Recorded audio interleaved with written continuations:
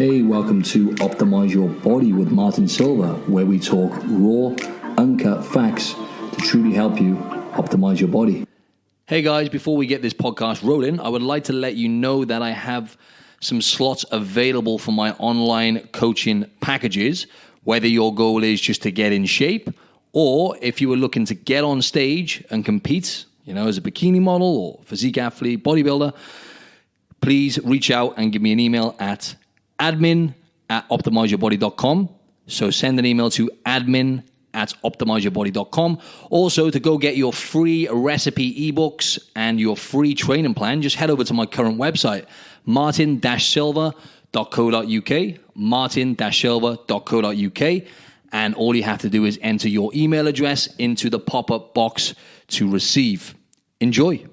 Hey guys, so I am here with a new guest today, and she goes by the name of Jessica Hickman, and she runs her own company, which goes by the name of Bullyology, and I actually met her in the gym where I'm based in Sydney, and it turns out she is from Wales, which is, 15,000 miles away. She's from the same country as me, the land of my fathers, right? So it's great to actually to have someone on the podcast from Wales for the first time, but also she has a very, very gripping story behind her, and she's making a huge impact on in the space of mental health and bullying and stuff like that, obviously in the work environments and with children.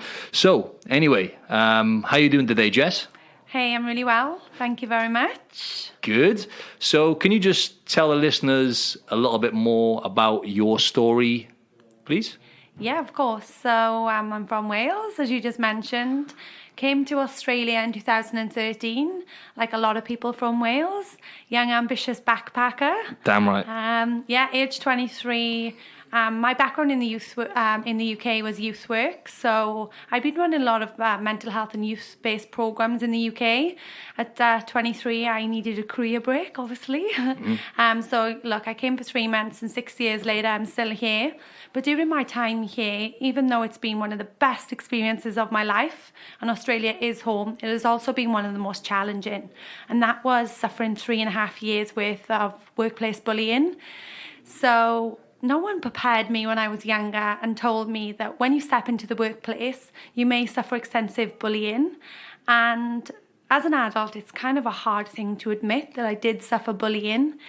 And so I picked up a job in Darwin in the oil and gas industry.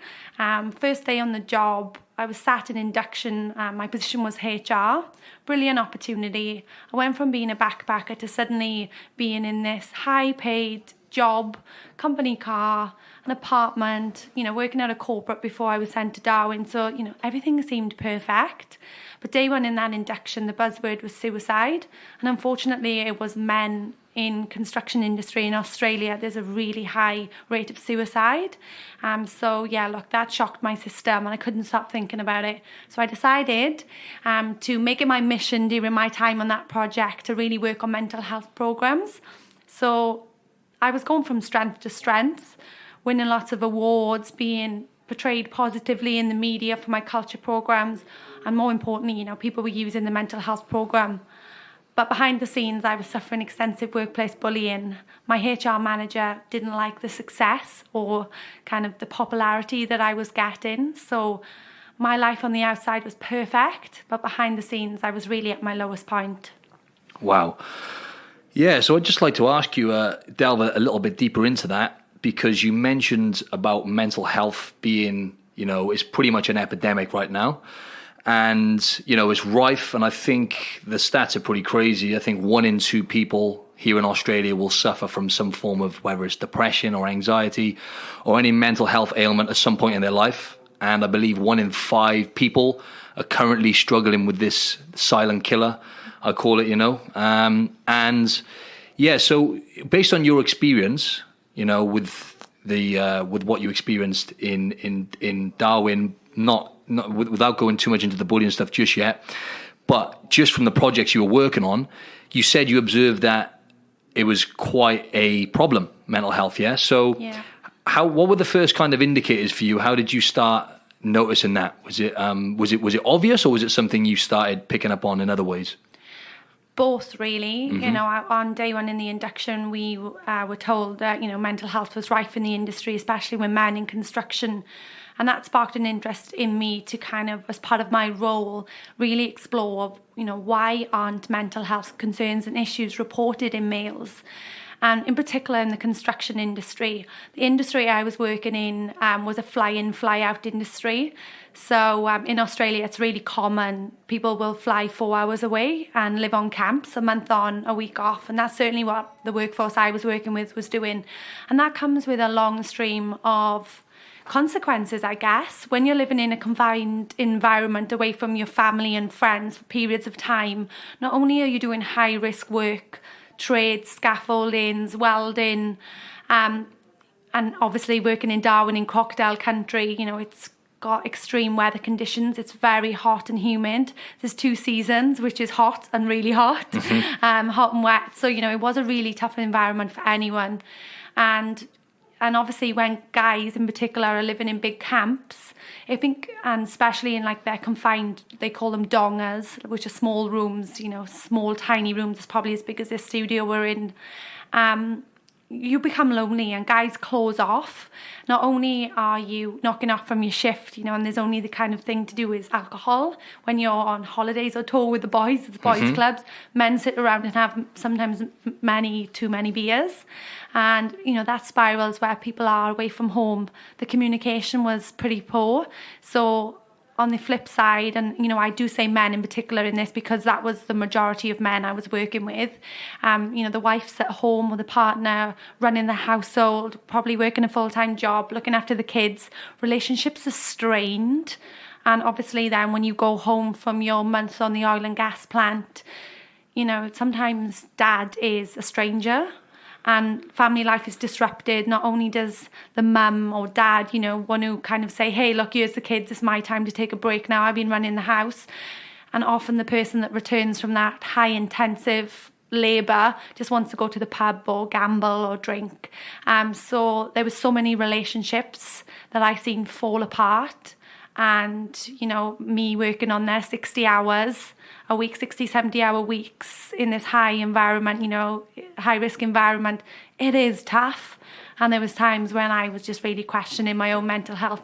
And that was aside from the bullying. Yeah. You know, it is tough physically and mentally on the body. And that obviously causes some long-term effects. Absolutely, absolutely. And I'd just like to talk a little bit more before we go into exactly what happened through your, you know, suffering, essentially, is what it was. How do you define bullying? Like, how would you explain to the listeners because there must be different levels for a start. And, you know, I believe, you know, like harassment, for example, or assault could maybe be just one thing which happens one occasion, which someone, you know, they struggle with, and, you know, they have to, it's traumatic for them in one way or another. But then bullying, I guess, is more of a continuous kind of emotional and mental, as well as sometimes physical, as in your case. So anyway, just to cut it short, how would you define bullying, you know, in the work environment anyway, and even maybe in a children's environment? It's a really important topic, and that's what I really focus on within my work, is what is bullying and what is not bullying. So bullying is repeated and it's intentional with the intent to harm the other person, whether it's psychological, physically, mentally. You know, it is intentional and it is repetitive. It's an ongoing campaign to belittle the other person.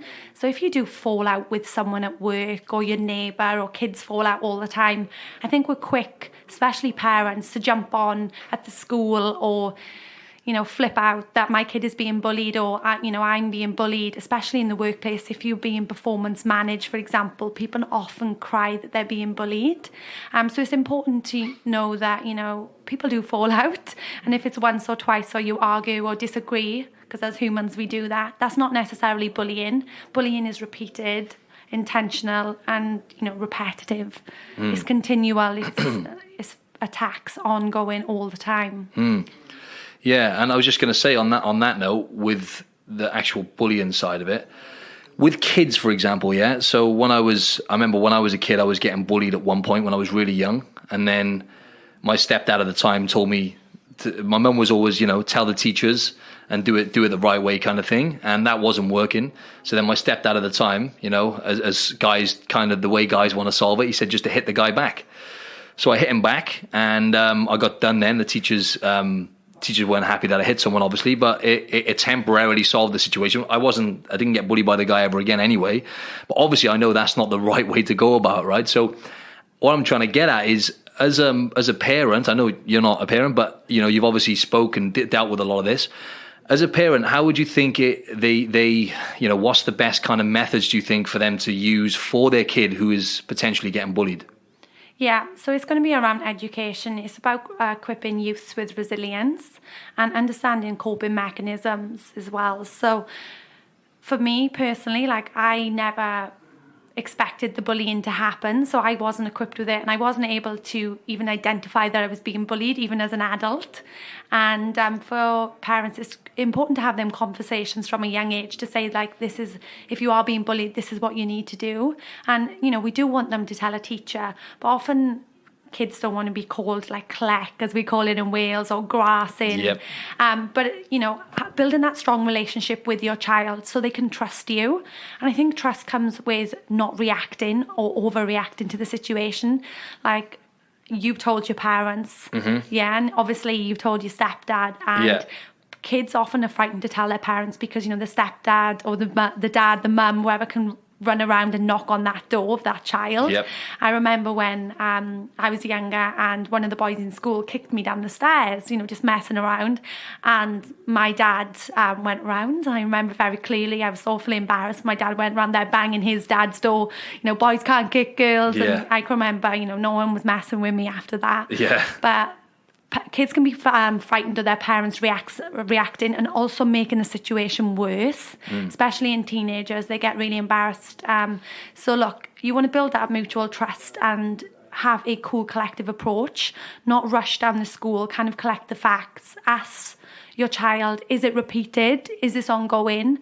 And often parents react and run down the school and often become bullies themselves, kicking off at the teacher, shouting at the teacher. So it's important to kind of have that conversation that they can trust you, and they'll come to you again and report different stuff. Oh, great. So yeah, I kind of jumped the gun a little bit, but yeah, it'd be good if you could give the audience more of an insight into exactly what happened in your situation with the bullying. And yeah, you could just run through the whole kind of process if you don't mind. Yeah, it's a big, long process. That's all right. I have got a book out. It's called The Bullyologist, Breaking the Silence on Bullying. And that kind of really dives deep into the nitty-gritty of the story. But look, day one of my bully being promoted to manager, he'd kind of seamlessly fitted into the workforce before that. He'd been brought in as a manager on a different part of kind of the project I was on. So I had connection with him. I trained him, etc. He'd kind of built a relationship with me over the 12 weeks he was there, knew a lot about me, and obviously had been observing me, because day one when he was promoted to be HR manager, he pulled me into the office and kind of threatened me, asked me did I want to work for him, and if not, there would be the door. He would get his own staff in, and it took me by surprise. It then went on to kind of not really understand how I'd be successful, so accused me of flirting with people, spreading rumours about me, asking me to do untoward tasks, which was creating fake Facebook account to stalk the men. He was awful paranoid when people were off sick. So the kind of requests to do inappropriate things, which was, unethical outside of my job role, asking me to go over to certain conversations and listening to what they're doing, to then accuse me of just being unprofessional. He started to question my competency. I would then question kind of some of the things that he was doing. So for me, I had a big focus on culture and providing a nurturing workplace. His mentality was that if someone isn't competent to do their job, whether they're suffering personal or mental health issues, to manage them out of the workforce. Other words, sack them. So for me, that kind of heavy-handed management approach to dealing with sensitive topics, we clashed heads. So the bullying went on for 3.5 years, to the point where it escalated to him physically throwing a file at me. There would be me and 6, 7 other managers in a room at a time. He would downgrade me, kind of swear under his breath. A long list of things where in the end the other managers would say, hey, you two, can you stop arguing? It's a personality clash. So I knew then to a certain point that this really wasn't okay, especially when I was noticing him bullying other people. And eventually we started to lose good people because of his behaviour. And me being the person I am, I still done my job to a high standard till eventually I ended up in a hospital bed in 2017 where I had a major anxiety attack at work, which crippled me to the point where they thought my appendix had ruptured. And it was at that low point on the other side of the world from friends and family where I realised enough is enough. This company has promised me protection countless times. And now my own physical health, not only mental health, has really taken a tumble for the worst. And that was the point where I had to leave. And how long were you actually working there at this point before you decided to leave? 3.5 years. 3.5 years. Pure commitment. I was super successful. I was on every poster and every magazine. I was volunteering time to go around the 32 other companies on this large oil and gas construction site, helping and mentoring their other staff to create this culture. And I felt like a fraud. I would put my mask on every morning or hide behind my mascara shield and go and be this strong, resilient female, helping everyone else with their mental health and referring people on to Oz Health Foundation, which I'm lucky enough to do work with now.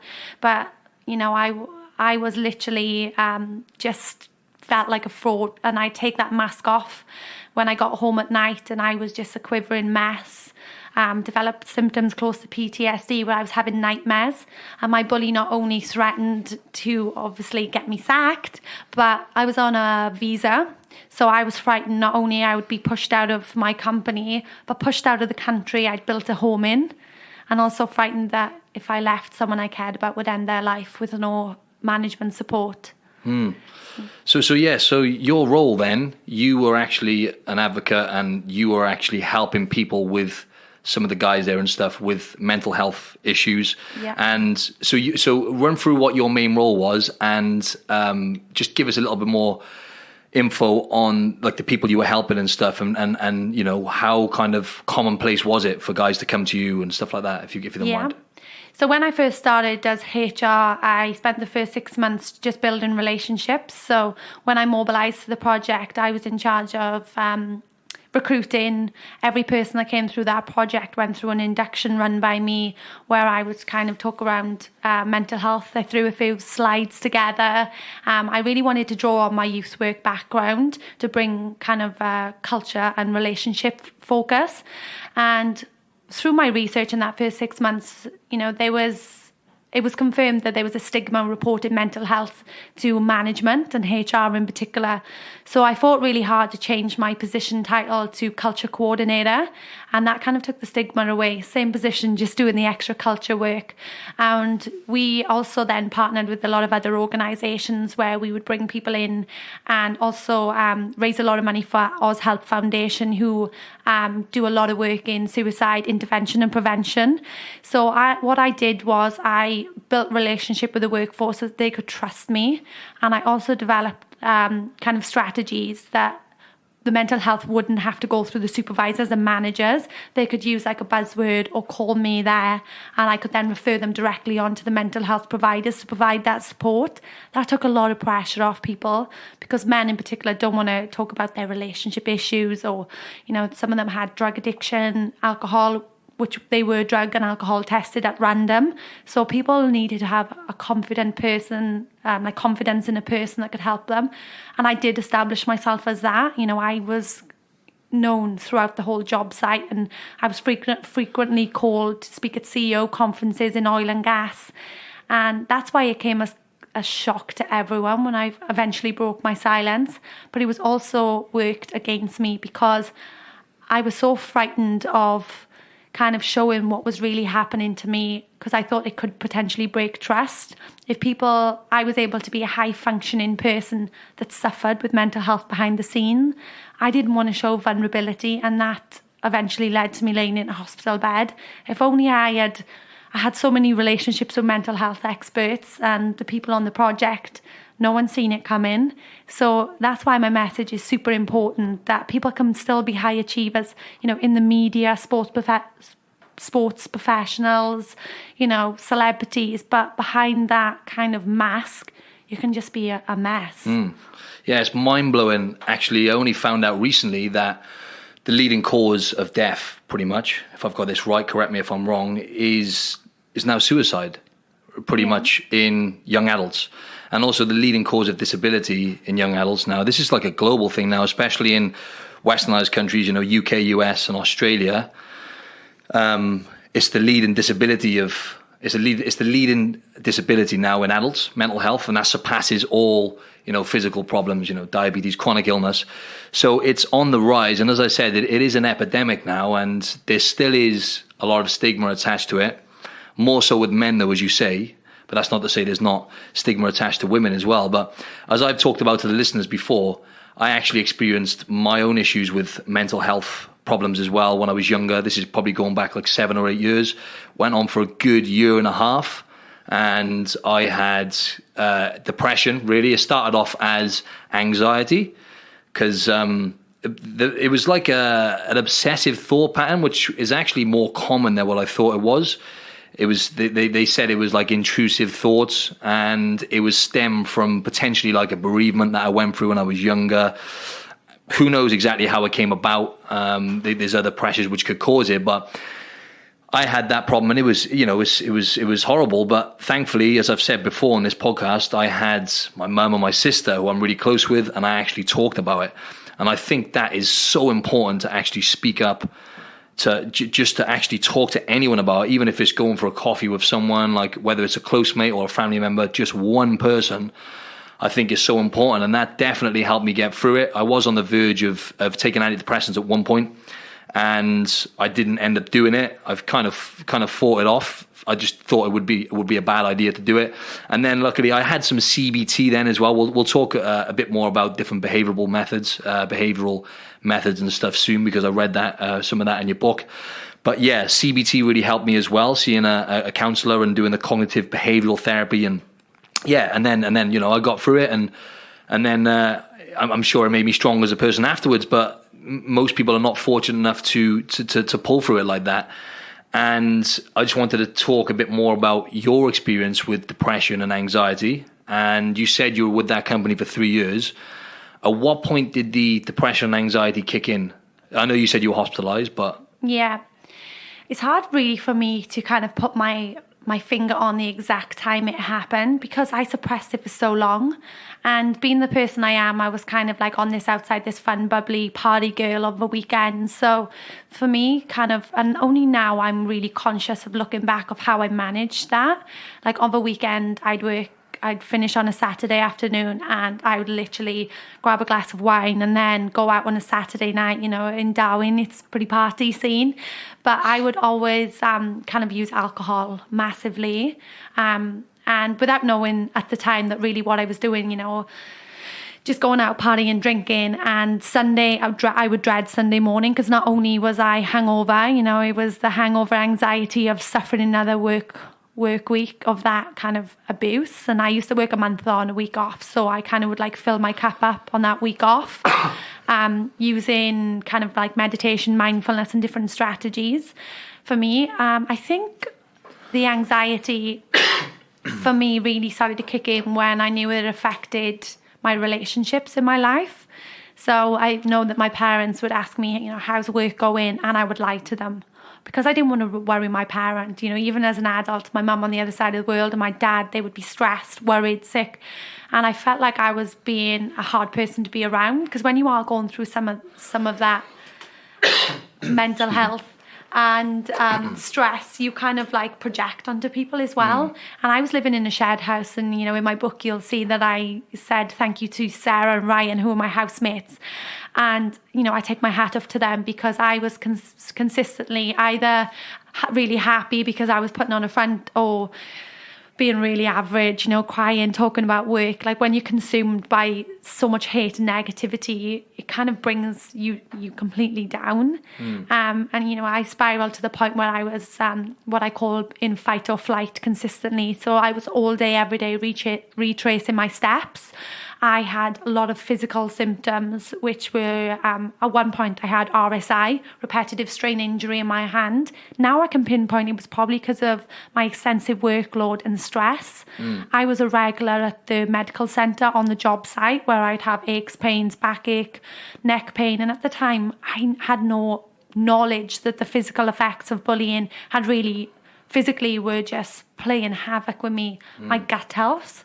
Like looking back now, I'm pretty lucky, touch wood, I don't have any gut issues, but I documented my emotions and feelings, and I journaled. So for 3.5 years, when I finally opened up them journals to write my book, I didn't know I was writing towards a book, but like my gut health was a serious issue. I was constantly cramping, pain, and stress related. And you know, there was a lot of other things where I didn't have an eating disorder, but you know, at times I was unable to kind of eat due to stress, or I would overeat. So I think the gym, I'd either be completely unable to function. Some weekends I would stay in bed all weekend, or other times I would become obsessed with the gym. Like my weight would fluctuate probably 10 kilos throughout the time, and I was just kind of like over obsessed with the gym, over obsessed with watching my diet like a control mechanism, or just like binge eating,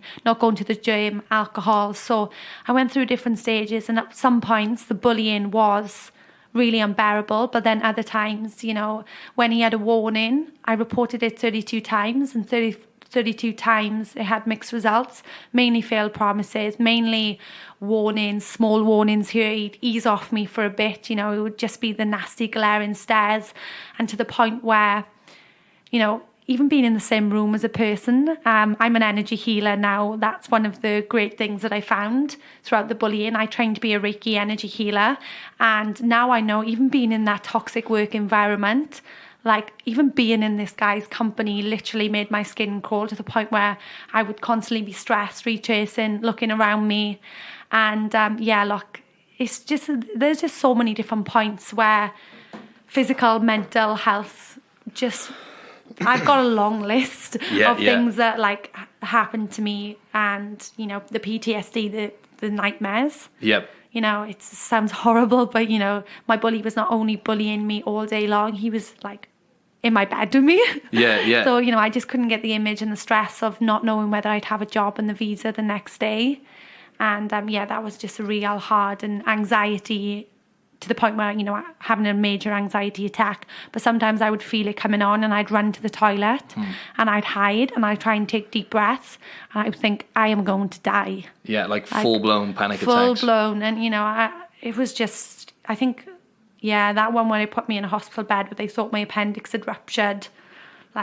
Goes to show what it does though, isn't it, right? So when you're mentally run down, or I should just say when you're mentally low and depressed, anxious, there's a huge link. You mentioned gut health then. I always talk about this, but the link between the gut and the mind is crazy. That some of the studies coming out are showing that, you know, that the gut is almost like the first brain now, right? They used to call it the second brain, but, you know, over 20 different hormones are produced in the gut, and serotonin, you know, which is responsible for mood and appetite, is 90% of that roughly is produced in the gut.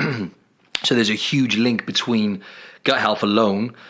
But what I can identify with is how it makes you feel in terms of exercise and nutrition. What I would like to just talk about briefly is only recently I started connecting the dots, whereas how much of a big part nutrition plays in, as I was just talking about then, the link between the gut and the brain, and all these other factors which come into it with nutrition and what you put into your body and how that makes you feel mentally. So I actually I didn't realize this until recently, that I was actually towards the end of when I was having the CBT and stuff, That was just one little thing that kind of helped me manage my thoughts, but that definitely wasn't the thing that helped me get through it, because a lot of people I've had like message me on Instagram like, oh, you know, like certain people who are going through it, they're like, you don't really know what it is, depression, because, you know, like you don't just get through it like that, you know, without having, you know, more kind of professional help or medical assistance or whatever. And it was like, when I look back, I changed my nutrition. I was starting to actually eat healthier. And it's only recently I've noticed this now.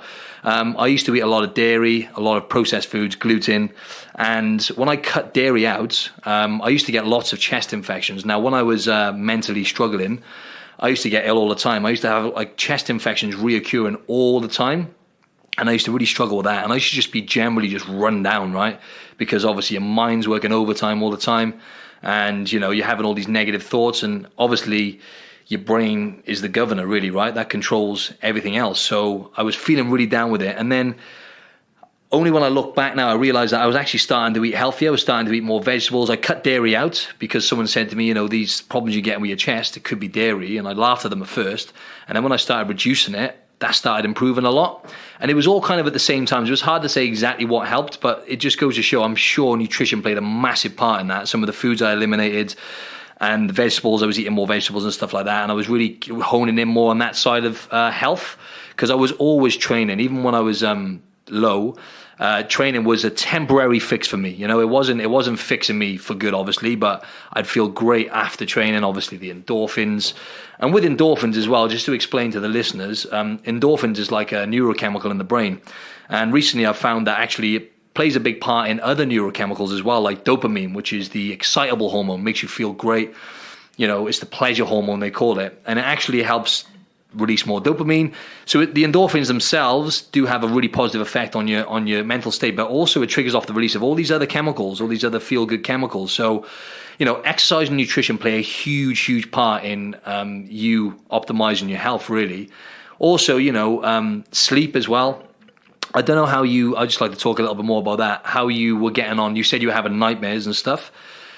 Obviously that was impacting your sleep and stuff. So your sleep, I guess your sleep pattern was a bit out of your worst, yeah?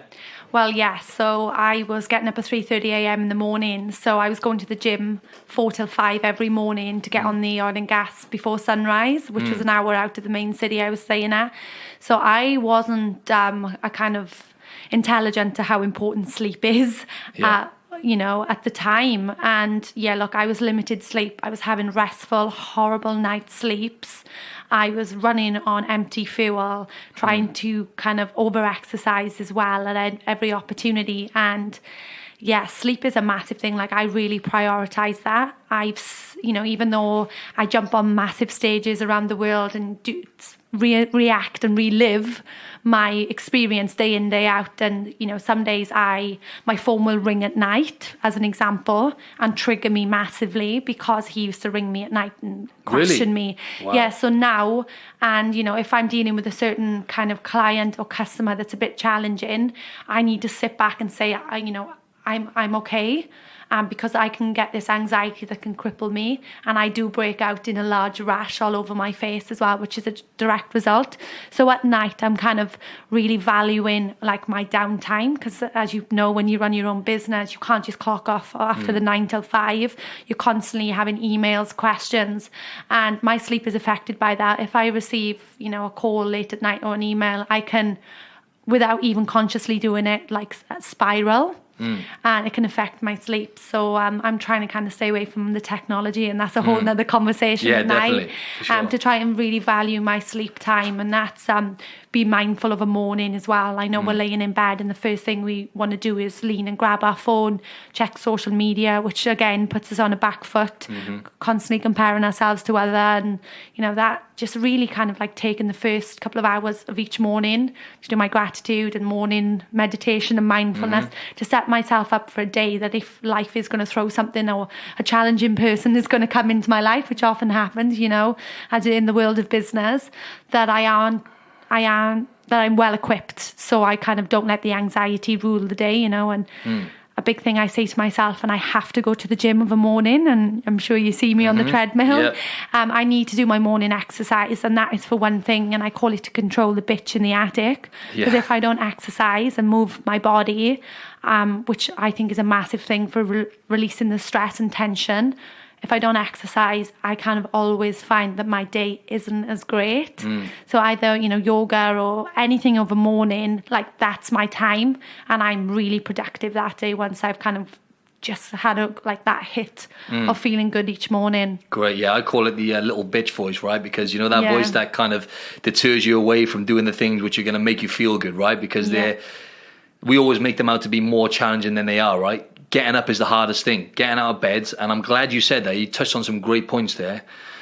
Talking about, I say this pretty much every episode now, but it's something I made a conscious effort to stop doing around about a year ago, is go in on your phone as soon as you wake up in the morning, right? Now, don't get me wrong, sometimes I'll do it, but it's very rare. Actually, I don't do it anymore because my phone's the other side of the room.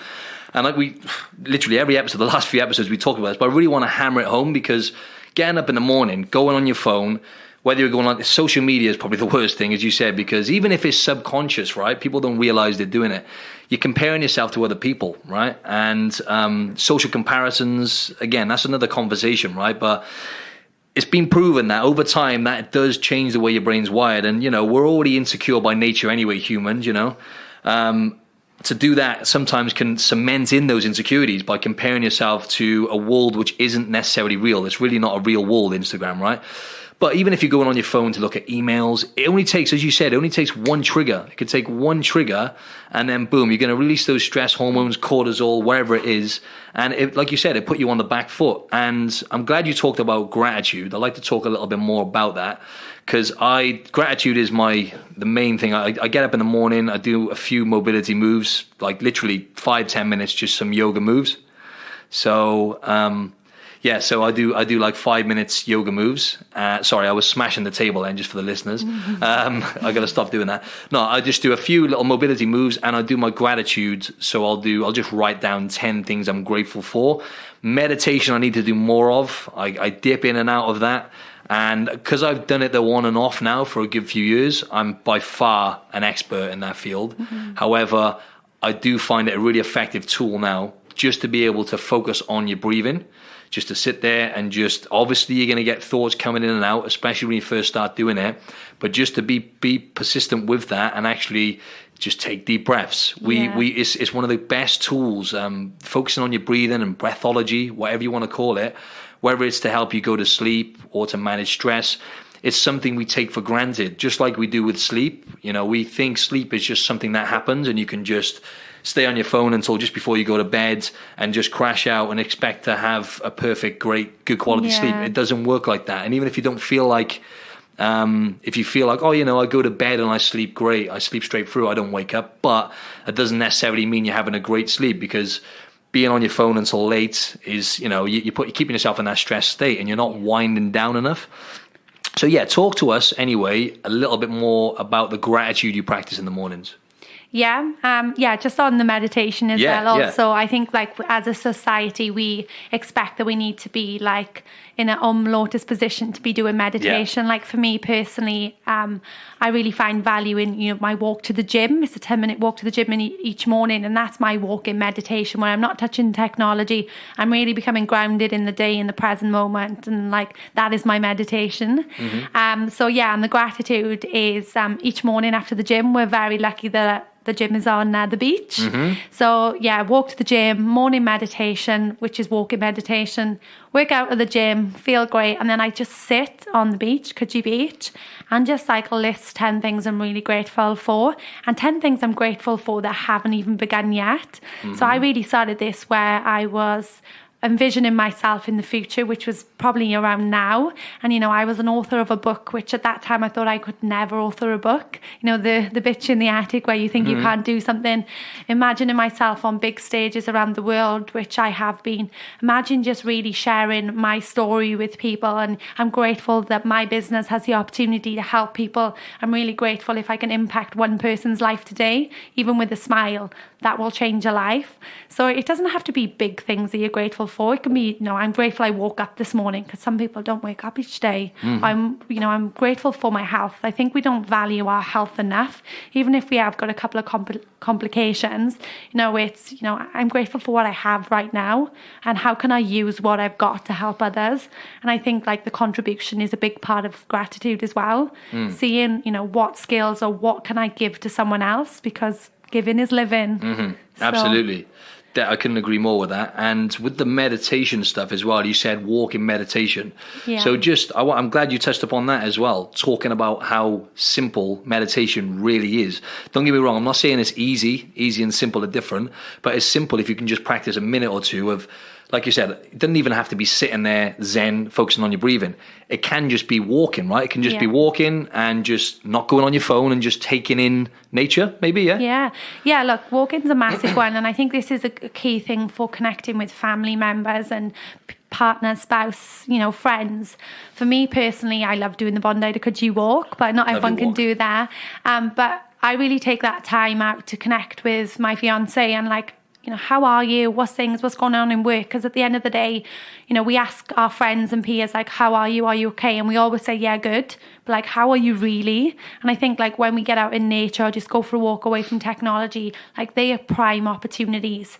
And also meal times, like when I work with parents, kids come home from school, how was your day? Yeah, great. Straight on the Xbox or PlayStation or Fortnite or whatever they're doing, or on their phone and device. And this is a prime opportunity to kind of connect away from technology as well. Either go for a walk. They'll probably moan about it a couple of times, but routine is key. And also sit and having mindful meals. Sit down as a family or, even by yourself where you're not looking at your phone or watching the TV, and just like ground yourself in that food as well. I think how often do we just eat a meal when we're looking at our phone and we can't even remember eating that meal because we've just kind of slammed it in really quick. So our mind's just distracted with our iPhone most of the time. 100%. So I kind of like think that is a key point as well, so you don't have to be there meditating where you're silent and clearing the mind. It's just like every activity you do, just be mindful in that moment. Yeah, great. And I'm glad you touched upon that as well about mindful eating. Because that's something I've really practiced recently. It's been over maybe the last 6 to 12 months. That's one thing I'm really rigid with. I do not go on my phone when I'm eating my food. Now I do listen to a podcast most of the time, which is something that even that becomes a little bit of an addiction. Now don't get me wrong, I highly recommend podcasts, obviously, but even that becomes, you can overdo anything like that because it's still a distraction. It might be a minor distraction. It's not like looking at a screen when you're eating, but there's something to be said about that because we're always, especially in these countries, we're always kind of on the move. We're rushing everywhere. The busy lives we have nowadays, technology's coming at us from all angles. People are on the move and eating. And then even when most of us sit down, or most people sit down, they're looking at their phone or watching a YouTube video or messaging people back. And it's completely mindless. And, talking about just your health and digestion, chewing your food is a massive, massive part of digestion. Your body, even in your saliva, there's certain enzymes which act on breaking down food and helping you absorb the nutrients properly. And not only that, it makes you realize when you actually just focus on chewing your food and simple things like that there is, I think, is a form of mindfulness and meditation. But it also makes you more aware of how you just sometimes inhale your food because you're distracted with other things. But yeah, so just to kind of summarize then, I guess, just for anyone out there now, I'm sure there'll be a few people listening to this who may have experienced someone who's experienced either mental health issues or bullying or something within that arena. It could be them, it could be someone they know. Firstly, bullying. What would be the first step for someone who is experiencing, some form of bullying? Whether it's in work, let's just talk about the work environment first. Yeah. So the first step is to kind of identify that the behaviour is not okay. Often when people are bullied, it's by their manager. So for me, I felt completely trapped. I didn't know where to get help, for one. And I was too frightened to get external help in case I lost my job. So what I have put is resources on bulliology.com on helplines. There's lots of blogs there where they can guide parents or anyone in the workplace to get this support. It's a key thing because you feel so alone, and especially mental health. There's so many options out there and different advice, I kind of was overwhelmed. So I've tried to consume it all, and I've got helplines for Australia, UK, US, Canada, for around the world. So I'm lucky enough to have partners globally that if I can't help you, and I know when I go on podcasts, people say that I'm the expert, and I do call myself the bullyologist, but I don't have the answer to everything. And the lucky thing for me is I do partner with amazing organisations, including Oz Health Foundation in Australia, which are great for mental health in particular. So identify that the bullying is not okay and reach out and find out your rights.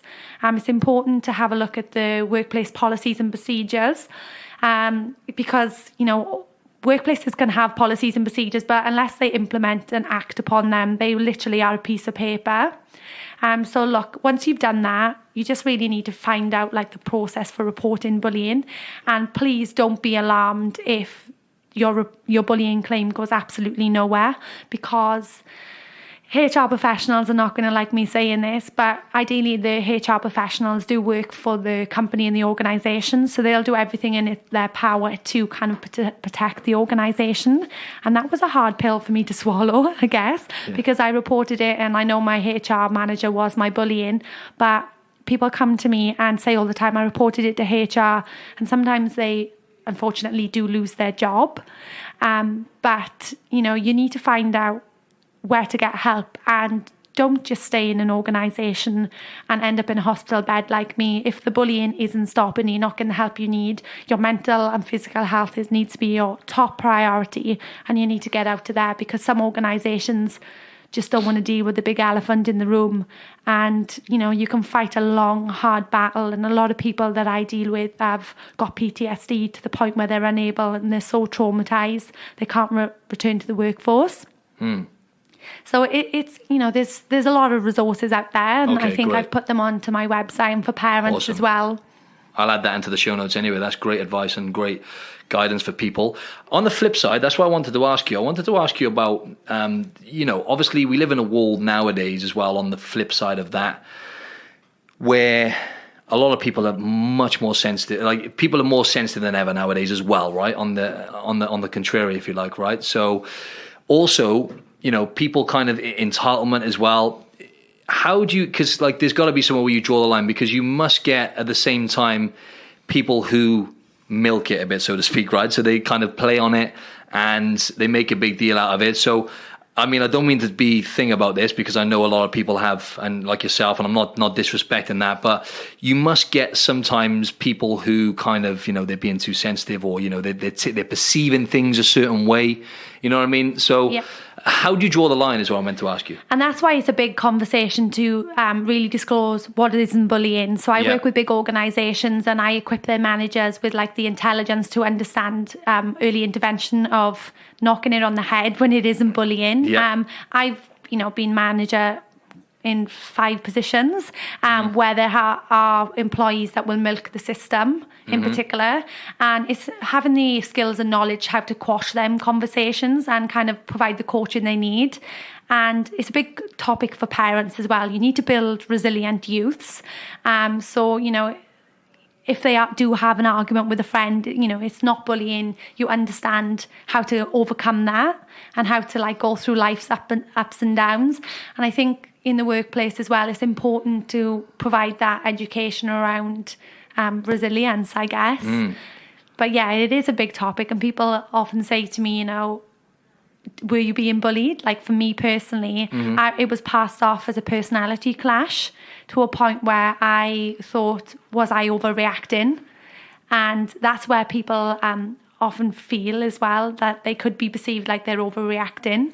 And there are sensitive people, and of course. We just really need to know how to provide that support for those people. But there's not a one size fits all answer to that. That's why you've got all these organisations which are helping you. Exactly. No, I just want, and then just I was going to say something then before we kind of wrap this up. I was just going to say, I've kind of lost my trail of thought now. You were talking about, what were you saying just then at the end? You were saying, equipping people to be So I'll just touch quickly on emotional intelligence within the workplace. I think it's an important topic of when people get promoted within work, they could become bullies by default. And I want the listeners to be really mindful of this. When people move into power positions, there's a lot more pressure. You've got to manage people, not just your own workload. And this is a big topic that people need to be mindful of, I guess. For me personally, the supervisors I was working with, some of them became bullies because they were promoted from the tools up and they didn't know how to manage people. So I know a lot of your listeners kind of will be in workplaces where someone they work with has automatically turned into a bully, potentially. Yep. And it's important to have these conversations as well to kind of equip them, you know, for any managers listening and for parents to have this conversation. Kids can automatically become bullies as they move into different friendship groups. So there's no one size fits all bully. Good people can be bullies online. And I know we touched a little bit about technology. You know, I see it all the time. Your favourite sports stars or athletes will post something up, or if they have a bad game, good people become bullies because they target them with online hate, especially reality TV. You know, we see a lot of stuff around Love Island. I don't watch all of that crap, but you know, people are losing lives because they're being online bullied. So it's important for adults listening to this, you know, don't jump behind a keyboard and become a bully yourself. You know, there's so many different... That can happen. Yeah, no, and we could do that. That's a whole nother conversation about social media and online. That's a whole nother world, right? So yeah, that can be another conversation. But yeah, you must get some pushback. That's what I was going to ask you. So just briefly, surely, like you mentioned then quickly, that you know, some people say whatever they say and you get some pushback, right? So how do you actually deal with that then? Because you must still get that today, right? Because obviously, as you said, there's so many people out there now who they're quick to, you know, throw their opinion in and try and shoot someone down, right? So 100%. So for me, obviously, breaking my silence, I'd gone from being this person that I created to kind of peeling off the mask and going on social media as a bully victim. And and so obviously, like for me, people say to me, I call myself the Bullyologist. They're like, who are you to kind of talk around this topic? And when I actually stepped into the bullying space, like any industry, there are bullies within the bullying space. I'm sure in the fitness industry, there are certain people that just want to drag you down. Whether you're in a workplace or school or any kind of industry, there are going to be them people that drag you down. And for me personally, I kind of was second guess, question myself, you know, retrace my steps. But the only thing that I was doing was being a good person. And there are people that are extremely negative, and the more successful you become, unfortunately, the more they become jealous and want to drag you down. And that's exactly what happened in my bullying incident. So I've kind of like realised that. And as I grow massively and, you know, my business is growing at a tremendous rate, I've written a book, there's some people that want to kind of still bring me down or ride up on my wave. And I kind of have had to realise that the more successful you became, sometimes you just outgrow people. And if then people are adding no value to your life anymore, unfortunately, you know, I can't continue them relationships, whether they're like colleagues or within business or friendship groups. And yeah, I think it's an important topic to know, you know, especially back home in Wales, people have kind of like, you know, I don't have any issues with anyone, but people are like... I can imagine back home in Wales, in Australia, you know. You know, and people don't, in them small communities, talk about mental health because everyone's too worried about what other people would think of them. Then all of a sudden I'm meant to be living the dream on social media, you know, how it creates the perfect life. What has she got to worry about, earning good money, living in this beautiful place? And the minute I broke it, you know, people were shocked. You know, they know me very well. I was confident, bubbly. And a lot of people have said to me, you're making yourself unemployable. You need to stop. That just only drove me further on my mission. I thought, oh crap. Maybe I need to succeed. Yeah, now you got to prove them wrong. You always get people hating, but obviously that's just a direct projection. That's like what people need to realize who are listening. You know, when someone says something negative or if they're hating on you, it's normally just it's just a projection of their insecurities and something that they're missing in their life. And a lot of the time you've got something they want. And that's the bottom line, whether that's a personality trait or whatever it is, could be anything. So that's normally the case. But finally, I just wanted to ask you what your top tips and tricks are for basically maintaining good health. I'll just say to the listeners quickly, I always talk about the big rocks, the 4 pillars of health, right? Focus on the fundamentals: sleep, exercise, nutrition, and relationships, right? Or social community, whatever that is. And you mentioned then about surrounding yourself with certain people. Yeah. Now you need to have the right people around you. That's everything, right? So, so that's like my little thing. As I always say to listeners, the big rocks are the ones you want to focus on, whether your goal is to look better, feel better, perform better, or hopefully all 3 of those. Then those are the things you want to focus on. Forget about all the stuff, the pebbles, such as, what vitamins am I taking and blah, blah, blah. Focus on those 4 things mainly. Yeah, so give us your, and obviously I just wanted to say quickly, we said about the absolute game changer for me was gratitude. Yeah. So I need to focus more on meditation, and that has helped whenever I get stressed. Over most of the time, 99% of the time, whatever we get stressed about doesn't really matter anyway in the grand scheme of things. So, I just take deep breaths, 6 deep breaths, and just by focusing on that breathing, it helps me calm down, lowers my heart rate, and just that simple method has helped me a lot. So that is like a little form of meditation, but the gratitude has completely changed my perspective on life, 100%. I've been doing it for well over a year now, and I genuinely think that I appreciate things a lot more now instead of expecting things. So that's my take. What's your take on helping people with the health?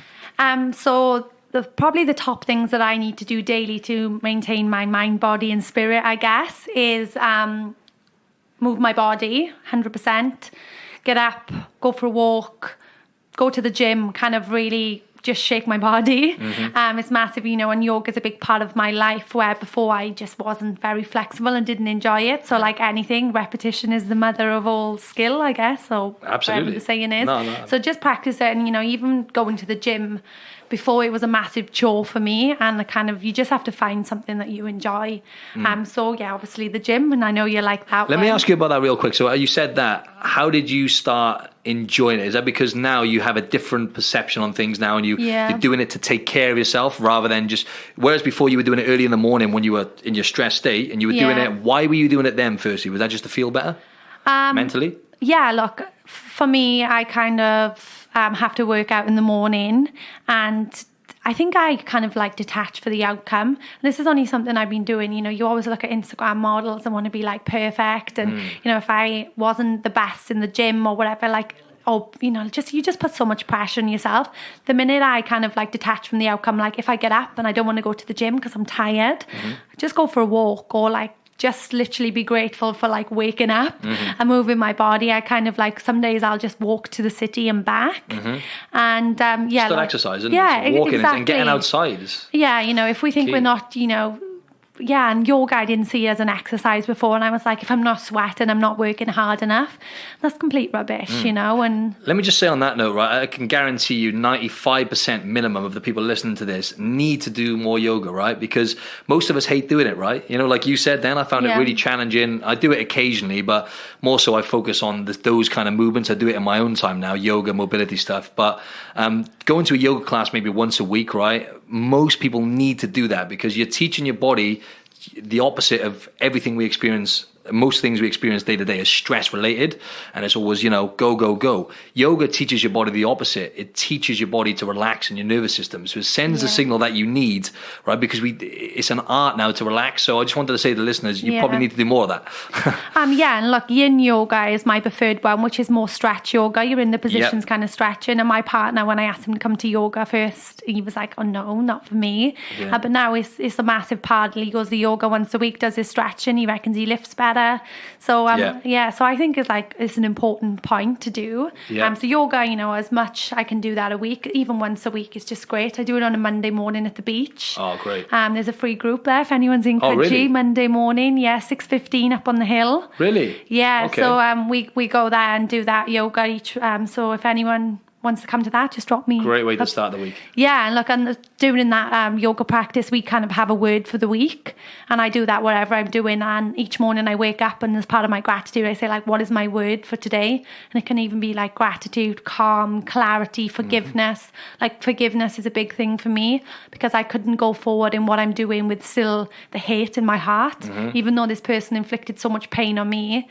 I wasn't going to achieve anything with the hatred. So a big thing I say is forgiveness removes fear. So sometimes I just kind of like energetically send love and light to all the people that have kind of like shaped my path, I guess.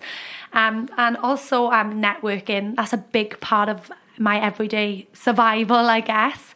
So, they do say the people, the top 5 people, I think it is, you spend the most time with, you become. So kind of like value my time, because time is for all of us, is a precious gift. So time wasted, we can never get that back.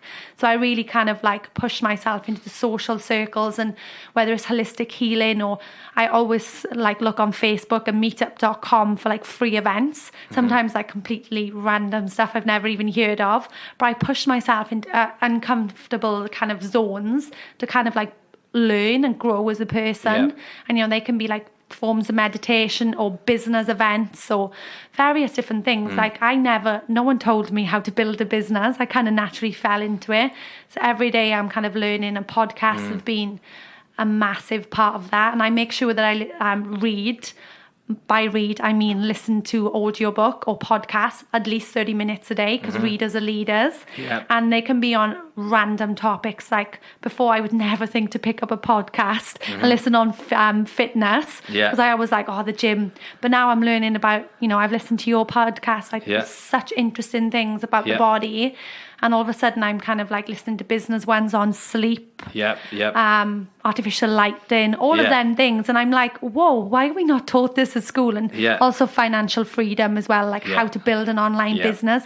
Why are we not taught this? And I think podcasts have kind of opened up a network. So they are my top things I do for well-being and keeping a sane mind. Great. That's awesome. Yeah, that's it in a nutshell then. Thanks a lot, Jess, for your time. No worries, thank you. One more thing. So you mentioned your book. If you can run through where the listeners can find you.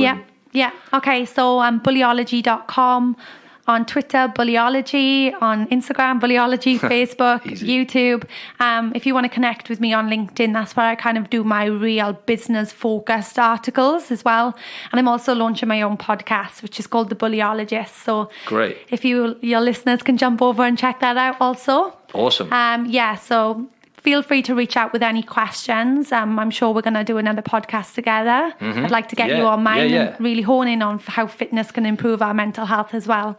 Definitely. Thank you so much. I'm glad we met at the gym. Yeah, definitely. Thanks a lot, Jess.